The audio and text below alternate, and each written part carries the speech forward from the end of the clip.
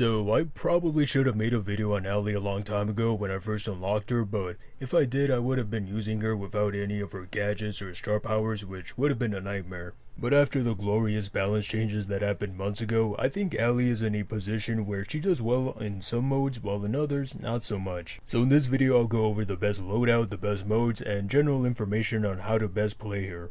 Now, as much as I am thankful for those nerfs on Alli, I will admit I kind of wish they were still around when I first began using her because her playstyle needed some time getting used to. Of course you have the dash and jump attack, but just like with other brawlers, the map design is just as important as the loadout that you're using. Speaking of loadout, I think it's very one-sided as with how most players have been using Alli for the past 2 months. Starting with her gadget, I've been using Cold-Blooded that simply enrages her for 4 seconds, which alone sounds pretty good, but paired with her star power, you better run, you better take cover, is even better as you reload 25% faster when enraged. Given that Alli is an assassin brawler, it is very important to know where the other brawlers are at, but it's also very important to make sure you can defeat them before needing to reload. On solo showdown, this isn't much of an issue. In fact, some maps such as Acid Lakes makes it really easy to gain power cubes if you can get to the center fast enough. Oh, and just as a complete side note, if you are in the water, try not to hide in the corner because apparently Kid is able to stun lock and attack you like he has his hypercharge.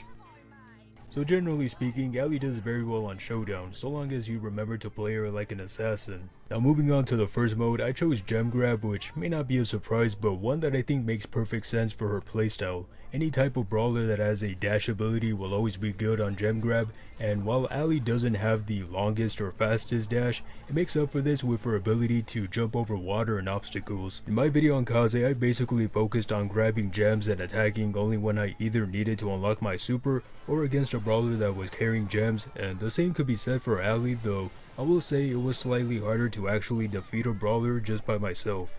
Regardless, this is another mode that Alli does well on. So now moving on to the second and final mode, I chose Knockout, both the 3v3 and 5v5 versions. Starting off with the standard one, just like with Mortis or Kaze, the best way to use Alli is to avoid direct confrontation as much as possible and to only attack when brawlers are separated. Though even if you don't plan on attacking, using Alli as a distraction can also work really well since most players seem to be scared of her jump attack. While not all maps may be suited for her, there are enough to make her a good choice for Knockout. As for 5v5, using Alli was a bit harder since most of the team tend to stick together on one side of the map. Honestly, I spent most of my matches just hiding in bushes, which I know sounds pathetic, but doing anything else would have resulted in me dying. It's not a terrible mode for Alli, though I would just recommend sticking to regular Knockout for higher win rates.